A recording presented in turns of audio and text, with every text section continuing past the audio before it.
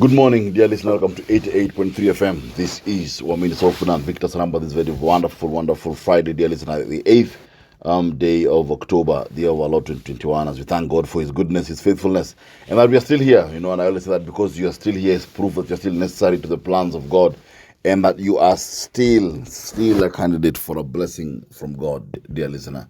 And today I'm just going to talk about something that is a bit let me say almost common but not uncommon as well, because I've been having a series of conversations in my office this past couple of months, and we have been drawing almost a same conclusion with nearly every person that I've been meeting, which is that is that at times it is in marriages you find that it is people who we believe are good, people who we believed were good, or people who we believe that would not turn their backs on us or would not have affairs or what, are the ones who actually end up having it. And affairs tend to hurt in marriages because we always get caught up with the fact that many times it is good people. It is good spouses who end up, someone say, actually, this person was very good. My husband was very good, or my wife was very good. Then this began. And it began, they turned, of course, they became something else. Maybe they became uncaring, they became unloving, they became rude, they became rebellious. Whatever it is that happened, you always find that every time you find that two things always connect. One, most affairs begin from a good place, because there was maybe a good intention. Maybe someone was just giving a neighbor a lift, or someone was just, helping a colleague with something, someone was just trying to guide in a particular way. You always find that it always begin from a good place. And secondly, you always find many times, it's always good people. Oh, it's always good people, You find that and that's where it kind of hurts. So I'm going to talk about why a good spouse would cheat. Why a good spouse would cheat. Because you are looking at it from the angle of that many a times, and why affairs hurt is because it's not bad people who do them, as I've said. It's someone who actually for a long time you believed was good. It's someone who for a long time actually made you comfortable to the point of assuming that such things cannot happen to you because they're in a particular way. And that's it shocks everyone. And again, I see people who have gone through the same and say, you know what, I didn't even set out for this. You find that actually if you take the affair out of the person, this is actually a very nice human being. And I know it's dangerous territory, but I want to walk in because I like going to dangerous places. But that's what you look at. You find even someone right now might be saying and saying, you know what, yes, I did have this issue in my marriage. But if you look at the person and if you look at yourself, you realize that you're not actually a bad person. You're actually a very good human being. You're a kind person, you're a caring person. But this particular thing cropped in. And of course, maybe your entire life might be judged, but you look at, that's to look at the dear listener. Look at why would a good spouse have an affair. Number one, dear listener, very, very important point, is that your partner is disconnected and is more connected to someone of the opposite sex. I'll say that with the understanding that we are assuming that we are dealing with a normal marriage and a normal affair. So that's why I'm saying that, when your spouse feels that they're disconnected and they're connected to someone else of the opposite sex. And I say this because I've seen situations whereby I had a lady in my office this week and she's telling me that, Victor, it's very strange because when I see my husband speaking to other people, speaking to other women, he is alive, he laughs, he's loud, he's boisterous, he'll crack jokes, he'll laugh as loud as he possibly can, his eyes light up. When he comes to talk to me, he looks sick. When he comes to talk to me, he looks sick. And that is something that is worrying because that he is disconnected to you, but he's connected to other people. And that happens every so often, whereby you find that in a relationship, that this is not a bad, and that's why people gravitate towards this person. Everyone likes to be where they are. They like to hear their stories. They like, even if you look at them in the house, they're not bad people. No, they will do whatever needs to be done. They'll take the kids to school. They will drop the kids in school. They will help you with this. They'll help with this. They will cover whatever base needs to be covered. And it's not even pretending. It's effortless. But when it comes to now connection and communication and going deep with things, with you, they are a bit on the outside looking in. But in other places, they're overly involved. So it's good to understand that a good partner would walk out on a marriage because they feel disconnected to their partners and they're connected more to someone else. Second thing, which is also another Pandora's box, based on the same thing as well. Why would a good spouse again walk out on their marriage? Is because also they cannot complain to you. They cannot complain to you. And many times here, it's about you.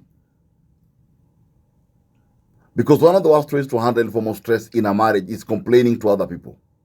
You know? And especially people who might have vested interest somewhere hidden up chini ya maji. You know?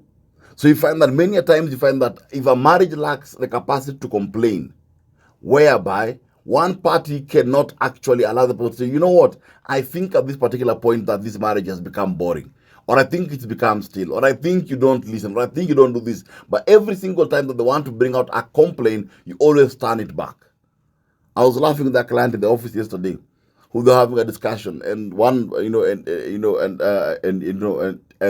the husband was saying that, you need to call me more often, you need to call me more often. You don't call me as often as you used to. And I should say, but you can also call me as well, So, and you see, when you start that egg chicken thing of okay, you know what, you should also have done this, maybe your partner says, okay, I think that maybe we don't talk enough, or we don't go out enough, or we don't have enough sex, and you go to, but also you don't buy me enough gifts, so you don't do this. So there's no room for complaining anymore. I cannot air out what I feel is an issue within the marriage, and that is enough at times, dear listener, that you find that now this particular person looks for another outlet. If the outlet for complaining now becomes someone of the opposite sex, then literally the marriage is in trouble. Because this is a good person who wants to, because people who complain about their spouses to other people are generally people who hope that their marriages would be better, but they don't know what to do about it. So they end up getting caught up in an affair, not because they set out to have an affair. Remember, I said affairs begin from good places. Always. Ulikuwa unapeana lift, ulikopeshana pesa, there's always a good place it begins from. So this person is looking for a place to vent and has found someone of the opposite sex who is listening. So he's complaining about the marriage, or she's complaining about the marriage, hoping that they'll get a remedy. But in the process, kanaumana. So your marriage has to have space to complain. Don't have the egg chicken thing. That you don't call me. Well, if you cooked dinner on time, then I'd come home. When you start that egg chicken thing, if your partner says, you know what, I don't think that this is working for me, you listen that day. And you make the corrections you need to make that day. You'll have your day to say what you need. But the problem with many marriages is that it's pound for pound. Pound for pound. Someone will say, we don't have enough sex, and the other one will respond and say, well, you don't call me during the day. And so when you start that chicken egg thing, what happens? The marriage loses a space to complain. Number 3, dear listener. When your partner, this is very important, and until people listen to this very, very, very, very, very keenly. When your partner is an extreme workaholic, or they have built another life, they have built another life independent of the marriage. They have built another life independent. I'm mentioning one, if they're workaholics, and number 2, they have built another life independent of the marriage. But, dear listener, is also very important to note, because this is a good person who's out there working. They are working. Because many times workaholic spouses end up having crazy, silly affairs. They were traveling for business in London, na kakaumana. They were going to do where for a retreat, kakaumana. All these things, team buildings, unity, all these things. But they're overworking themselves. And a good spouse, when the problem with overworking yourself is that whenever we are tired as human beings, we make stupid decisions. Our brains cannot make logical, sensible decisions which protect us. No. Our brains look for quick fixes because your entire life is work. Sometimes a good spouse will leave the marriage because, one, they are workaholics. They are working so hard. So they have built a life that is independent of the marriage. Everything around them is built upon their work, their ecosystem, their friends. Every single thing is built around their work. And the danger of building everything around your work is that at times you can find that you end up having more memories at work than you do in your marriage. And you keep more of the encounters you find at work, more than the encounters you have in your marriage. But that is something very important to look at. Number 4, dear listener. Company that your partner begins to keep. the company that your partner begins to keep.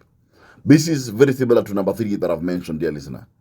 But it's different because it centers around the activity at home.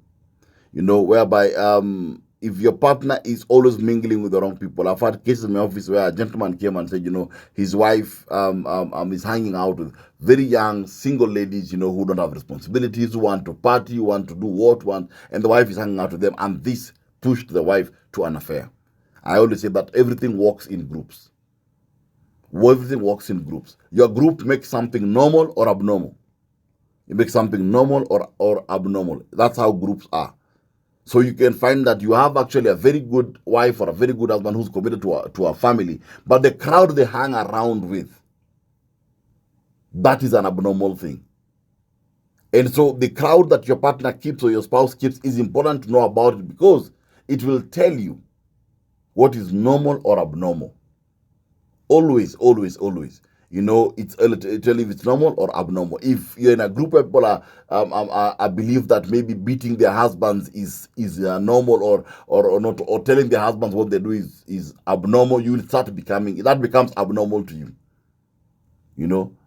I've literally seen marriages break because of people in chamas. I've seen chamas breaking marriages where someone joins a chama and this person believes that, I've come here, we're going to invest. Now, wakati wa shamas to invest, people begin to talk about their marriage and no, you have to keep your this, don't tell your husband this. Over time, whatever was normal to this person that made their marriage work becomes abnormal now. And now they begin to sabotage their own marriage.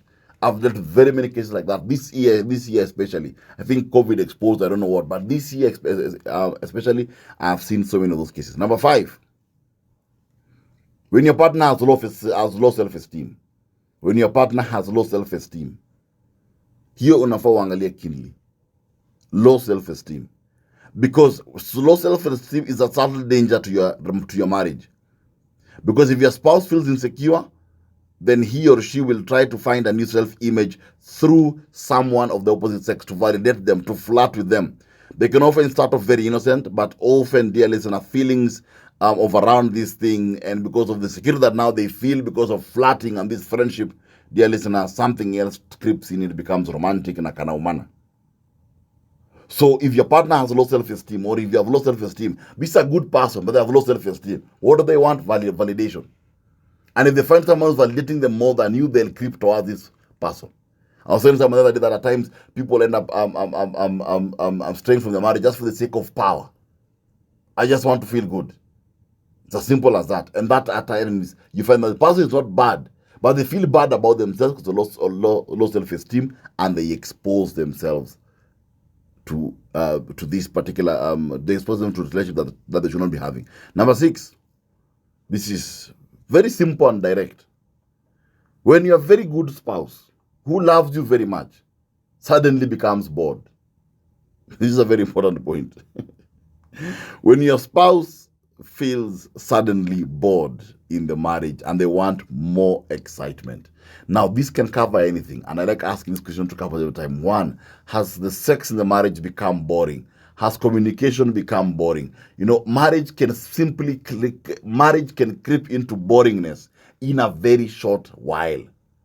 And people think it's an event. It's not an event, dear listener. It is a simple thing. A marriage will creep very slowly into boringness. Is your marriage tied on routine? I repeat, are conversations plastic? Where are the children? What do you talk about? Number 2, has the sex become plastic?